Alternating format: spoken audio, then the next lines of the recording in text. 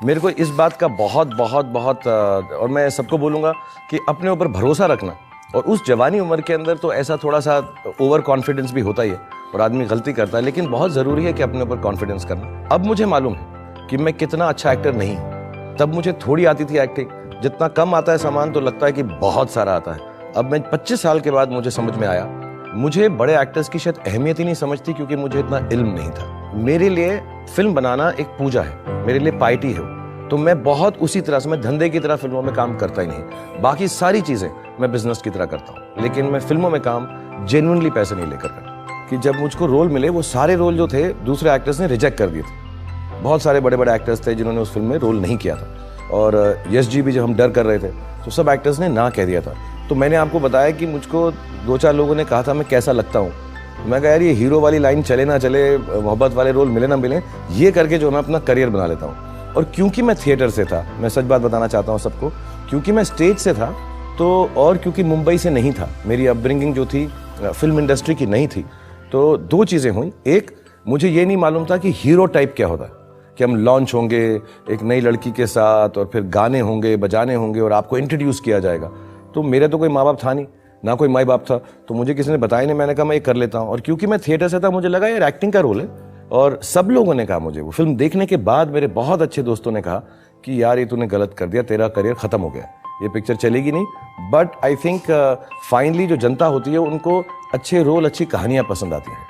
और I think मेरी luck भी अच्छी थी कि उस ज़माना थोड़ा सा बदल रहा था। यंग जनरेशन 90s की आ रही थी और उन्होंने कहा कि ठीक है यार, ऐसा हीरो भी चलेगा जो actually more than just being introduce with a heroine, college में लड़की को छेड़ रहा है, कहाँ बैठी हो, यहाँ बैठ जाओ, फिर वो गरीब निकलेगा, फिर उनके माँ बाप बड़े अमीर निकलेंगे, फिर उनसे झगड़ा होगा, फिर हम जाके एक पहाड़ पे खड़े हो जाएंगे, छलांग मारने लगेंगे, फिर बाप कहेगा मत रो मत बढ़ो। तो मैं थोड़ा लकी था कि ज़माना बदल रहा था। पढ़ाई लिखाई और छोटी चीज़ें जिससे हमारे देश में तकलीफ पहुँचती है वो मत कीजिएगा। रीजनलिज्म, रिलीजन के लिए झगड़ा या कास्ट, कलर, सेक्स, क्रीड पे कोई बातें, और 100% इन बातों से इंटॉलरेंस बढ़ेगा।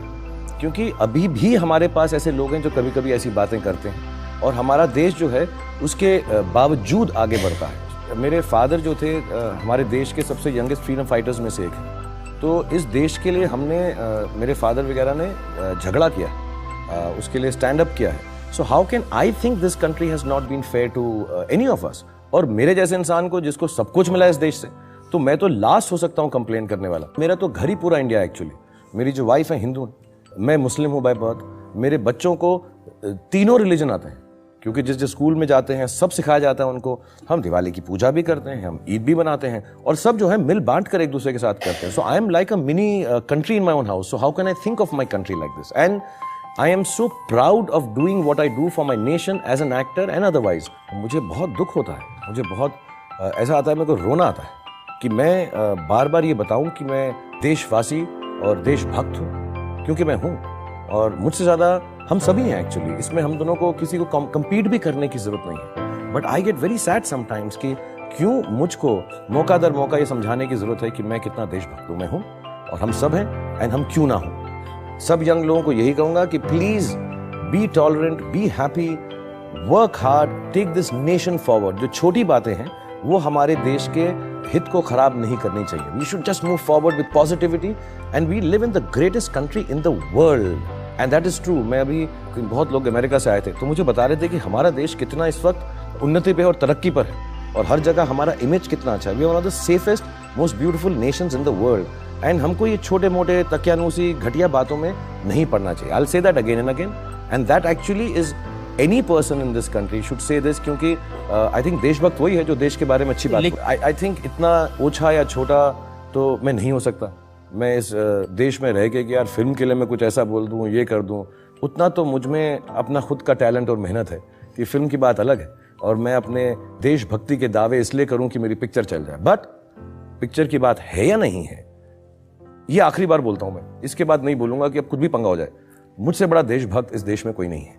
अभी अगली बार मुझसे कोई पूछेगा तो जैसे मैं अवार्ड छीनने वाला हूं लोगों से, वैसे मैं कपड़े बड़े छीन लूंगा लोगों के। अगली बार मुझे किसी ने बोला तो मैं बहुत प्यार से कह रहा हूं, मतलब our country, our motherland, Bharat Mata, we all love it. Why should we have a talk like this? And I am very glad you asked me, because दूसरे प्लेटफॉर्म से मैं जाता हूं तो मुझे थोड़ा डर लगता है इसको क्लैरिफाई करने का। सो बहुत बहुत धन्यवाद आपका कि मैं सबको समझा सकूं, और इस बात को मैं और फिर उसके बाद भी लोग बोलते रहेंगे फिल्म में इसलिए बोल रहा है, ये कर रहा है। आपको जो समझना है समझे, उसकी क्लैरिफिकेशन नहीं है। But I am the most proud Indian in the world, क्योंकि मुझसे ज़्यादा आई थिंक इस देश ने किसी और को नहीं दिया है। और मैं बहुत धन्यवाद हूँ कि मेरी फैमिली इसकी वजह से जीती है, खुश है, और मैं चाहूँगा कि मेरे बच्चे भी इस बात को अप्रिशिएट करें, और मैं ही नहीं, पीढ़ी दर पीढ़ी हम अप्रिशिएट करें। My father fought for the freedom of this nation. I hope I can work for the greatness of nation, and so does my rest of my family.